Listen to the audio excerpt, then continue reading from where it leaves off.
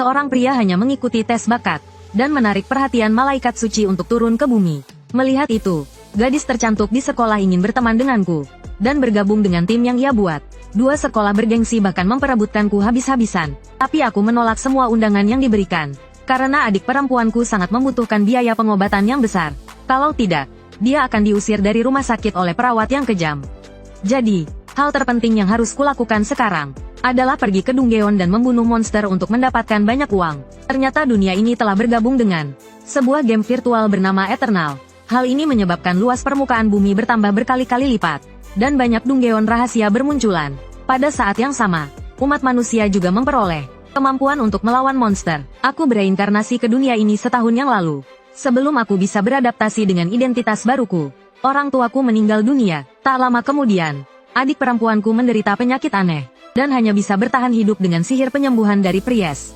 Karena adikku, aku memohon kepada kerabat untuk meminjamkan uang untuk pengobatannya. Tetapi semua kerabatku menghindariku, seolah-olah aku adalah wabah penyakit. Biaya pengobatan semakin mahal, dan pekerjaan paruh waktuku tidak cukup. Upacara perubahan kelas ini adalah harapan terakhirku. Aku harus menjadi penyihir tipe petarung dan menghasilkan uang di Dungeon. Upacara perubahan kelas ini diikuti oleh 300 siswa dari SMA Lijiang nomor 2. Dengan perintah kepala sekolah, upacara perubahan kelas resmi dimulai. Upacara ini dipimpin oleh seorang penyihir level 24. Siswa yang dipanggil nomornya harus berdiri di lingkaran sihir. Dengan suara ding, ia mengayunkan tongkatnya. Cahaya sihir ungu menyala di altar kebangkitan, diikuti oleh gelombang sihir yang dahsyat, yang membuat kami semua terhuyung. Aku tercengang dalam hati. Seorang penyihir profesional memimpin upacara perubahan kelas, bisa menghasilkan setidaknya 6 digit. Penghasilan itu setara dengan gajiku selama 3 tahun. Li Xiangyang, wali kelas 5, mulai memanggil nama. Nomor 1, Zheng Cheng, silakan naik ke altar kebangkitan. Seorang siswa berambut landak di sampingku langsung mengangkat tangannya. Dia terlihat sangat bersemangat dan gugup saat dia melangkah ke altar kebangkitan. Sebuah lingkaran sihir perlahan menyala di atasnya. Kerumunan di bawah memperhatikan Zheng Cheng dengan seksama, penasaran kelas apa yang akan ia bangkitkan. Sayangnya, Zheng Cheng membangkitkan 3 kelas pendukung. Enchanter adalah pilihan terbaik untuknya. Setelah menunggu sekitar 2,5 jam, akhirnya giliranku. Sebelum melangkah ke altar, aku mendengar banyak suara. Banyak teman sekelasku menyemangatiku. Ketua kelas mereka, Tang Tianjun, wali kelas 6, tersenyum sinis pada Li Xiangyang dan berkata, sepertinya belum ada siswa di kelasmu yang menjadi kelas petarung. Aku mengkhawatirkan karir mengajarmu. Kelas mereka sudah memiliki 21 kelas petarung. Jika ada satu lagi kelas langka, target tahun ini akan tercapai. Guruku hanya bisa menahan amarahnya. Saat itu, mereka menoleh ke arahku. Ketua kelas kalian, kok diam saja berdiri di situ? Tanpa mereka sadari, saat itu aku merasakan energi aneh mengelilingi tubuhku. Kalung yang kugantung di leherku tiba-tiba memancarkan cahaya redup. Ini membuatku bingung. Liontin emas itu semakin terang. Saat berikutnya, dari liontin itu terpancar gelombang energi yang sangat besar. Di saat yang sama, sistem yang tersembunyi di dalam tubuhku mendeteksi energi yang sedang diaktifkan. Aktivasi sistem selesai. Sebuah antarmuka sistem yang hanya bisa kulihat muncul di atasku. Sistem bantuan pekerjaan terkuat berhasil diaktifkan. Hadiah pemula, bakat tingkat S. Perlindungan malaikat suci. Apakah ingin mengambilnya? Aku menggosok mataku. Masih tak percaya. Pasti mataku berhalusinasi. Tapi ketika aku menyentuh antarmuka sistem itu, ternyata aku bisa merasakannya. Sepertinya semua yang terjadi ini nyata. Sebenarnya, kalung ini kubeli derat di kios pinggir jalan di kehidupanku sebelumnya. Entah bagaimana, kalung ini ikut bereinkarnasi denganku. Saat itu, aku sudah menduga kalung ini pasti benda berharga. Tapi setelah ku coba selama lebih dari 2 bulan, tanpa reaksi apapun, aku menyerah. Tapi sekarang, kalung ini bisa membantuku mengaktifkan sistem bantuan. Benar-benar kejutan yang menyenangkan. Saat ini, aku masih berdiri termangu di tengah lapangan. Ini membuat guru dan teman-teman sekelasku bingung. Srit, seberkas cahaya keemasan melesat dari tubuhku ke langit. Detik berikutnya, semua orang yang hadir mendongak menatap fenomena aneh di langit. Kepala sekolah menatap langit dengan tercengang. Apakah ini yang disebut fenomena kebangkitan bakat legendaris? Saat itu, di dalam cahaya keemasan itu, seorang malaikat perlahan muncul. Malaikat ini melangkah tanpa alas kaki ke arahku. Melangkah hampa ke arahku. Aku terpesona oleh penampakan malaikat di depanku. Untuk sesaat, aku bingung harus berbuat apa. Wajah suci malaikat itu memandang dingin ke arah semua orang di bawah. Saat itu, semua orang tercengang. Sampai saat ini, mereka belum pernah mendengar ada orang yang mengalami kebangkitan. Dengan malaikat turun ke bumi, Malaikat di atas berkata, cahaya adalah keyakinanmu, sumber kekuatanmu. Izinkan aku menjadi kekuatanmu. Jari malaikat itu perlahan terulur ke wajahku. Kemudian, seluruh tubuhnya berubah menjadi cahaya keemasan dan menyatu ke dalam dahiku. Saat aku membuka mata lagi, pupil mataku berubah. Malaikat suci akan selalu melindungiku di dalam tubuhku. Energi yang sangat besar membuatku hampir tak sanggup. Dengan rauman keras, aku melepaskan kekuatan magisku. Cahaya keemasan di atasku berubah menjadi 3 sosok manusia dengan pekerjaan berbeda. Penyihir, ksatria, dan pendeta. Fenomena aneh yang beruntun ini membuat teman-teman sekelasku merinding. Pertama, aku mendapatkan sumpah perlindungan dari malaikat suci. Upacara pemilihan bakat pergantian kelas lagi. Keberuntungan macam apa ini? Pak Guru Li tercengang melihatnya. Jika tebakannya benar, ini pasti 3 kelas tersembunyi. Terlihat 3 bayangan kelas di langit, masih memancarkan cahaya, menunggu pilihanku. Aku mengusap daguku, sedikit bingung. Penyihir cahaya, pendeta suci, dan paladin. Semuanya kelas yang sangat bagus. Aku tidak terburu-buru memilih kelas, melainkan berpikir dengan cermat. Jika salah pilih, mungkin akan mempengaruhi karirku nanti. Pertama, aku melihat penyihir cahaya. Dia adalah kelas penyerang murni. Meskipun serangannya dahsyat, kemampuan bertahan hidupnya sedikit. Jadi, di dunia yang penuh dengan rasa asing ini, dia mudah dikalahkan. Sebaliknya, pendeta memiliki banyak kemampuan bertahan hidup, dan juga menguasai kemampuan kebangkitan yang luar biasa. Sayangnya, kemampuan bertarungnya terlalu kurang, hanya bisa bergantung pada orang lain untuk bertahan hidup. Maka, hanya tersisa paladin. Dia adalah kelas serba bisa menyerang, bertahan, dan menyembuhkan, meskipun tidak ada kemampuan yang sangat menonjol. Dengan bakat afinitas cahaya suci, justru paling cocok untukku. Tanpa ragu, aku menunjuk, dan memilih kelas terakhir, paladin. Setelah merasakan pilihanku, paladin itu tiba-tiba turun dari langit dan mendarat di tanah. Tubuhnya seperti cahaya keemasan yang perlahan menghilang. Kemudian, cahaya keemasan itu menyelimutiku di atas altar kebangkitan. Antar muka sistem muncul. Selamat, aku berhasil berganti kelas menjadi paladin. Beberapa saat kemudian, seorang paladin dengan 6 sayap emas muncul di hadapan semua orang. Aku menarik kembali paladin dan cahaya suci. Aku tak bisa menahan kegembiraanku.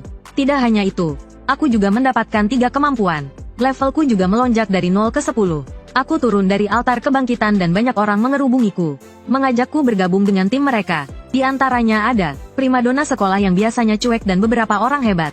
Tiba-tiba, wali kelas muncul dan mendorong mereka semua. Jangan berkerumun di sini, bubar. Matanya berbinar-binar. Ini kan kelas tersembunyi. Bagaimana mungkin dia tidak bersemangat? Zoe, penampilanmu hari ini cukup bagus. Istirahatlah hari ini. Besok aku akan membawamu ke kantor kepala sekolah. Malam harinya, aku mulai mempelajari beberapa poin distribusi dan atribut di panel.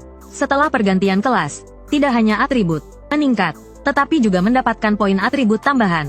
Aku memprioritaskan kekuatan, kemudian ketahanan. Karena hanya dengan daya serang yang cukup besar, kita bisa membunuh monster.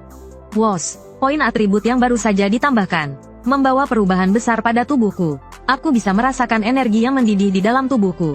Antar muka sistem muncul secara otomatis. Terdeteksi distribusi poin atribut pertama kali oleh pemilik kelas.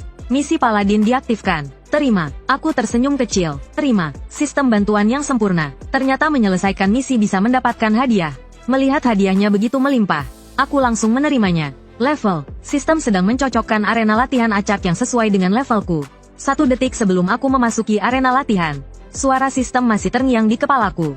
Seriuslah dalam menghadapi ujian ini. Jika kau mati dalam ujian, kau akan benar-benar mati. Yang mengejutkanku, aku malah diteleportasi ke tambang yang gelap gulita. Saat aku menoleh untuk melihat sekeliling, aku tidak menyadari ada monster di belakangku. Swos, monster itu menyerang dengan cakar tajamnya. Aku mendengar bahaya di belakangku. Tanpa ragu, aku langsung mundur, dan berhasil menghindari serangan monster itu. Aku terkekeh. Baguslah kau datang. Ini pertama kalinya aku berhadapan langsung dengan monster. Aku ingin mencoba membunuhnya tanpa menggunakan skill. Kakiku menghentak tanah dengan keras. Swos, aku melompat ratusan meter ke belakang monster. Tubuhku menjadi jauh lebih lincah dari sebelumnya. Daya lompatku juga meningkat beberapa kali lipat. Monster itu kembali mengayunkan cakarnya ke arahku. Tetapi masih bisa kuhindari. Aku sekarang bisa melihat semua gerakannya dengan jelas. Monster di depanku ini bukan tandingan bagiku. Namun, sedetik kemudian, entah dari mana, dari belakangnya, muncul sebuah tentakel yang langsung mengenai tubuhku, dan menahanku ke dinding. Aku menatap luka di perutku dengan tak percaya. Aku terlalu sombong. Aku terlalu meremehkan monster itu. Monster itu tertawa mengejek di depanku. Ekspresinya seolah berkata, lanjutkan saja kesombonganmu. Lihat saja. Aku akan mencakarmu sampai mati. Aku meletakkan tanganku di luka. Skill Paladin. Penyembuhan lambat. Dalam 30 detik, lukaku akan sedikit pulih. Kemudian, dengan cahaya kemasan yang memancar, aku menatap tajam monster itu. Sepertinya, bahkan monster level rendah pun tidak boleh diremehkan. Monster itu kembali menyerangku dengan cakarnya. Ia tidak ingin dibunuh balik oleh mangsanya. Tapi aku juga tidak mungkin mati di sini oleh monster ini. Aku merentangkan kedua tanganku, mempersiapkan sihir serangan berbentuk salib. Swoosh, tebasan salib terlepas dari tanganku dan menyerang monster itu. Saat monster itu terkena level C, seranganku, tubuhnya tiba-tiba membeku. Dan di saat itu juga, aku berada di depannya. Cakaranmu tadi masih terasa sakit. Sekarang giliranku untuk membalas. Aku memusatkan kekuatan paladin di kepalaku. Seperti haki milik para bajak laut. Bam, tinjuku menghujani dada monster itu seperti senapan mesin. Bertubi-tubi. Akhirnya, dengan satu pukulan terakhir, aku berhasil membunuh monster itu. Sistem memberitahu, membunuh monster gurabi. Uji coba selesai. Penilaian yang diberikan adalah A. Dan aku mendapat 3 hadiah. 10 poin atribut tambahan, skill paladin, dan 1 perlengkapan paladin acak. Poin atribut dan skill adalah sumber kekuatan seorang petarung. Saat ini aku tidak terburu-buru untuk meningkatkan skill. Jadi poin atribut bebas adalah pilihan terbaik. Hadiah acak yang kudapatkan adalah pedang satu tangan biasa. Pedang ini sangat umum, tidak ada yang istimewa. Setelah keluar dari ruang uji coba, ponselku bergetar. Saat kubuka, ternyata itu alarm pukul 5 pagi yang kusetel. Setiap hari di jam ini aku pergi ke rumah sakit untuk menemani adikku. Saat itu, adikku sedang di rumah sakit, menonton berita tentang kebangkitan bakatku. Tiba-tiba, TV dimatikan oleh seorang perawat. Dengan nada kesal, perawat itu berkata, masih sempat-sempatnya nonton TV. Lalu dia mengeluarkan tagihan biaya pengobatan yang sangat mahal. Ini biaya pengobatan 10.000. Tolong dibayar. Adikku gemetar sambil memegang tagihan itu. Tadinya hanya 5.000. Sekarang jadi 10.000. Apa ada kesalahan? Mendengar itu, perawat itu langsung marah. Bulan ini kamu pakai banyak obat dan minta seorang pendeta. Ditambah lagi aku yang sudah merawatmu. Apa tidak seharusnya diberi sedikit tips? 10.000 itu tidak banyak. Perawat itu terus membentak adikku. Menurutku, kamu tidak ditakdirkan untuk sembuh dari penyakit orang kaya ini. Orang miskin harus tahu diri. Saat itu, seorang pria parubaya muncul di belakangnya dan memegang bahunya. Suster, kata-kata seperti itu tidak pantas diucapkan. Pria itu mengancam, jika ucapanmu ini, kusampaikan ke kantor kepala rumah sakit. Menurutmu apa kamu masih bisa bekerja di sini? Baik, kukatakan bahwa ruangan ini kurang tepat untuk bicara. Kita pindah tempat saja. Lalu Zhao Wenbin meminta anak buahnya untuk menemani adikku bermain sebentar. Sementara dia keluar bicara denganku. Kami berdua pergi ke kafe terdekat. Dia memujiku dan mengucapkan selamat atas bakat tingkat S yang kudapatkan. Penjaga malaikat suci, beralih profesi menjadi paladin. Lalu dia menjelaskan maksud kedatangannya. Wali kota sangat memperhatikan kebangkitan bakatmu. Beliau bahkan secara khusus menekan media agar tidak mengganggumu. Tawarannya pun sangat menggiurkan. Ini kunci brankas di bank kota. Di dalamnya banyak sumber daya. Silakan ambil sesukamu. Aku terdiam sejenak. Sepertinya tidak ada makan siang gratis di dunia ini. Maksud wali kota sudah jelas. Dia berharap setelah aku menjadi kuat, aku bisa membalas budi padanya. Melihatku belum merespon, dia mulai berbicara. Mulai hari ini, akan ada tim medis profesional yang melayani Nona Zhou-yun 24 jam. Selain itu, wali kota juga telah menghubungi seorang pendeta tingkat 2 level 36 yang akan datang khusus ke kota Lijiang sebulan lagi untuk merawat Nona Zhou-yun. Aku tersenyum miring. Terima kasih atas perhatian wali kota. Dalam hatiku, aku berpikir, semua kelemahanku sudah kau ketahui. Ini bukan negosiasi, tapi kau sedang mencoba merekrutku. Setelah kembali ke kamar rawat, aku menceritakan semua percakapan dengan Zhao Wenbin. Kata demi kata kepada adikku. Adikku sangat gembira. Tak disangka orang yang kulihat di TV itu aku. Apakah ini saatnya keluarga Zhou kita akan sukses? Aku menjentikkan jarinya di kepalanya. Jangan memikirkan hal-hal yang tidak penting. Fokuslah untuk sembuh di sini. Tiba-tiba aku teringat 3 skill paladin. Salah satunya adalah kemampuan penyembuhan. Mungkin bisa memulihkan sedikit HP adikku. Aku meletakkan tanganku di kepala adikku. Perlahan, titik-titik cahaya muncul di telapak tanganku. Skill penyembuhan diaktifkan. Seketika, pilar cahaya penyembuhan muncul di sekitar adikku. Adikku merasa sangat nyaman. Rasanya seperti berendam di air panas. Dan mendapatkan pijatan seluruh tubuh. Aku tersenyum puas. Meskipun tidak bisa menyembuhkan adikku sepenuhnya, meringankan rasa sakitnya pun sudah cukup. Keesokan harinya, aku pergi bersama kepala sekolah untuk bertemu dengan guru dari 4 sekolah terbaik. Aku bertanya pada kepala sekolah universitas apa saja yang termasuk dalam 4 sekolah itu. Tak disangka, 4 4 universitas yang disebutkan kepala sekolah tidak termasuk 3 universitas top.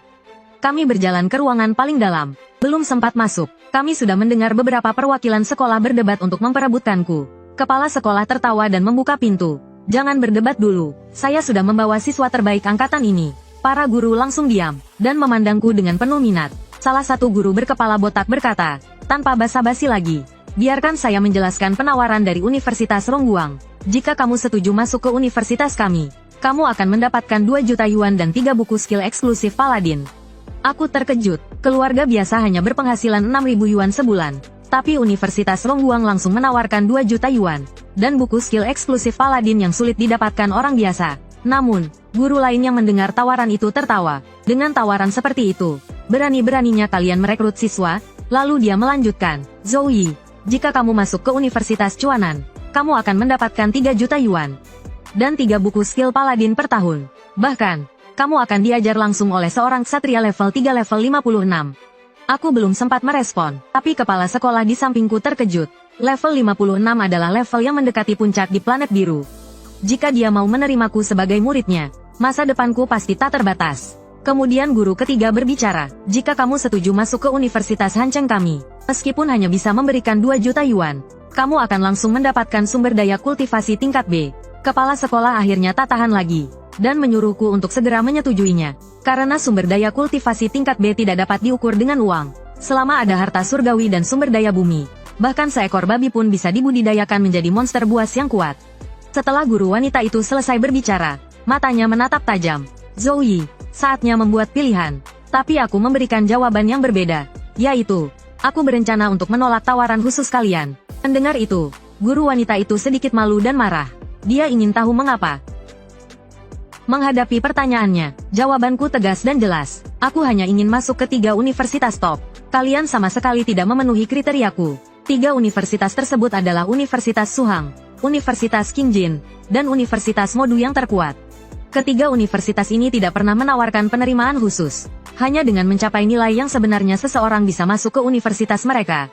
Mendengar kata-kataku, salah satu guru berkepala botak meledakkan auranya. Dia berkata, kupikir dia bibit unggul. Ternyata dia anak nakal yang sombong. Guru berkepala botak ini telah melihat riwayatku sebelumnya.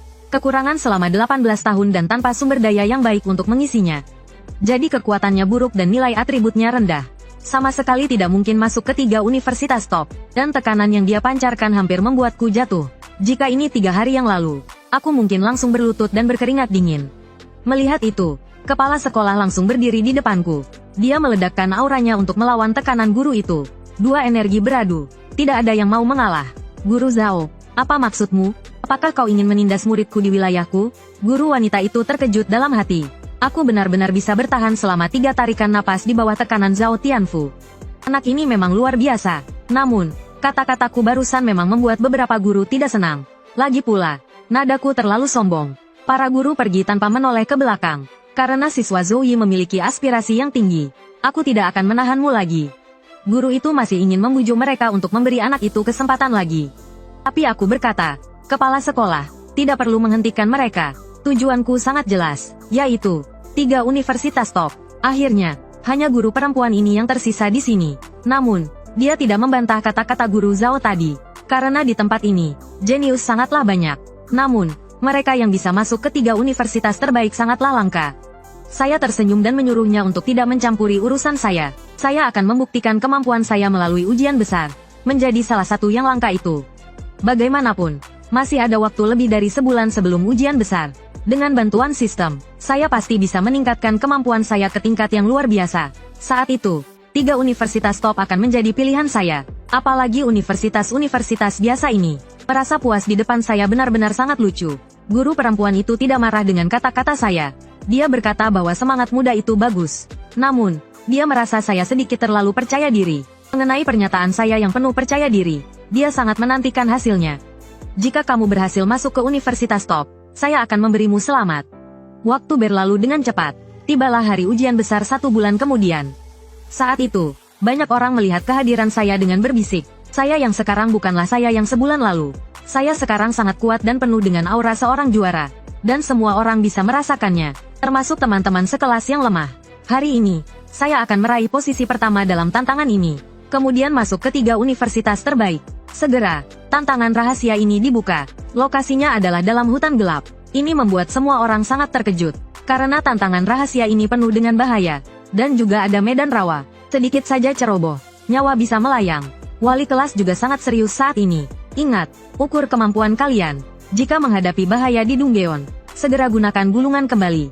Kalau tidak, mati di sini berarti mati sungguhan. Saat waktunya tiba, kekuatan teleportasi dunia rahasia menyelimuti semua peserta. Yang lain memilih tingkat kesulitan keras dan berkelompok lebih dari 3 orang. Ya, hanya aku yang memilih menantang Dunggeon mimpi buruk sendirian. Ini membuat beberapa orang berpikir aku terlalu sombong. Lagi pula, tidak pernah ada yang bisa menyelesaikan Dunggeon mimpi buruk sendirian.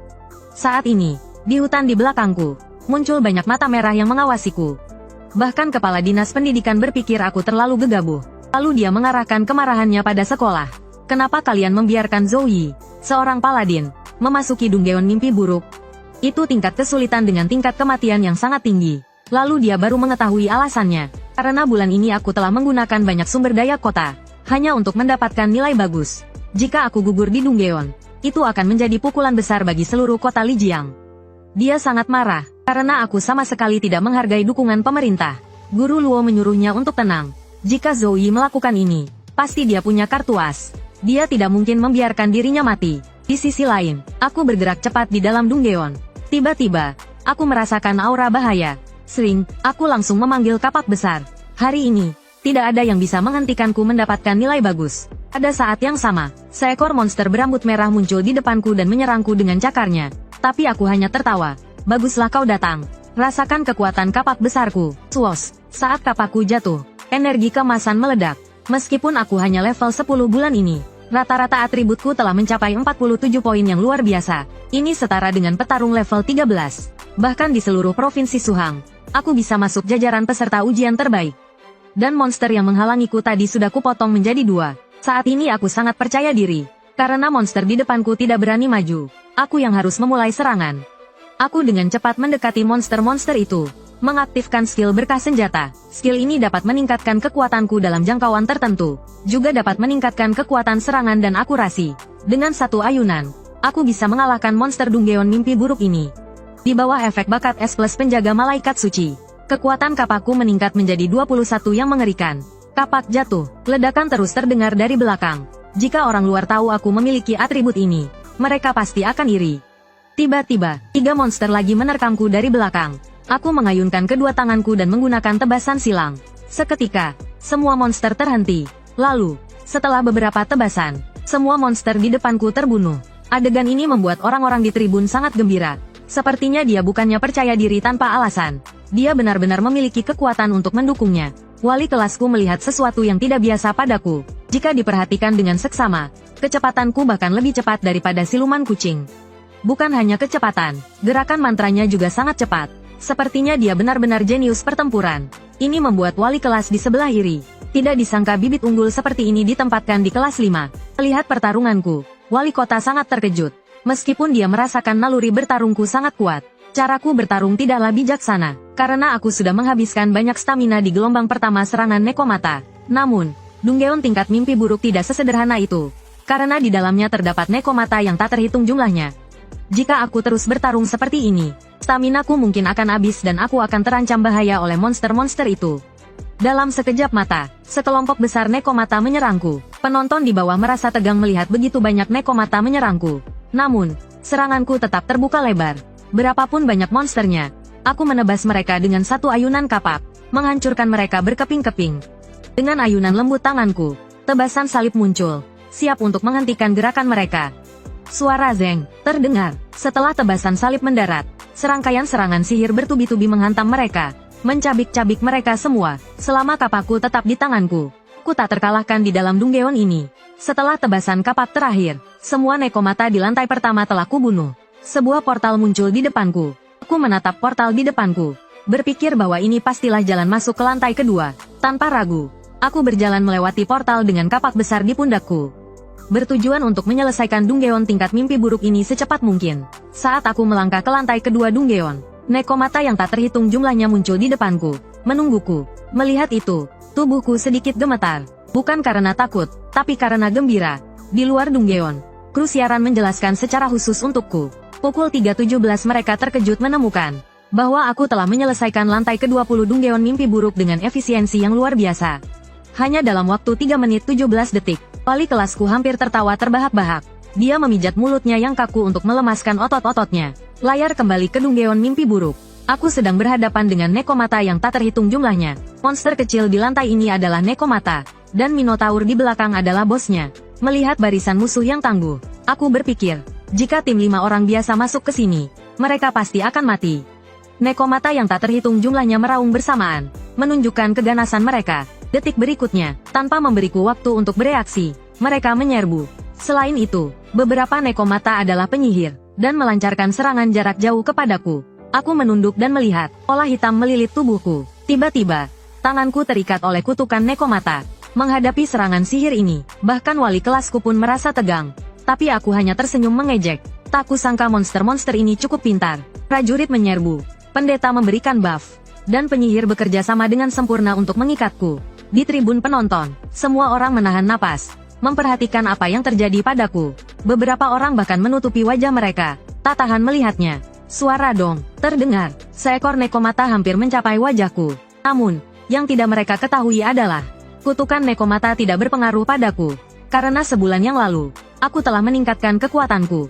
Tubuhku memancarkan cahaya keemasan, dan di tanganku muncul bola salib. Ini adalah skill terkuat Paladin, salib suci. Pada saat ini, seberkas cahaya keemasan berbentuk salib melesat ke atas di depanku. Semua monster yang terkena cahaya suci ini terbakar dan hancur, seperti dimusnahkan oleh api. Hasil akhirnya, hanya aku yang tersisa berdiri di sini. Sementara monster-monster lainnya tergeletak di bawah kapakku. Melihat pemandangan ini, wali kota tidak bisa duduk diam. Mungkinkah ini artefak serangan kelompok tingkat B? Serangan area luas yang bisa membunuh semua monster di depannya dengan satu serangan?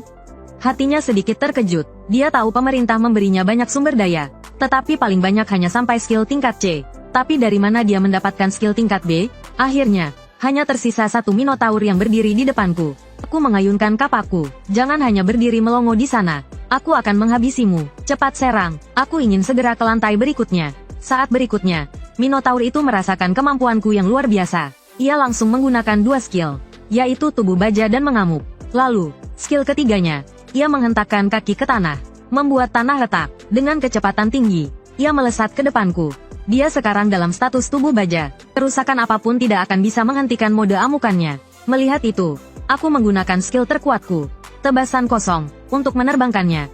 Selain itu, tubuhku dengan cepat mendekat dan secara berturut-turut mengayunkan kapakku ke arahnya di udara. Pada saat itu, Minotaur itu merasa tubuhnya tiba-tiba membeku dan tidak bisa bergerak. Dan selanjutnya adalah giliranku untuk menyerang. Aku mengayunkan kapakku ke belakang dengan kuat. Minotaur berbadan keras. Bersiaplah untuk mati.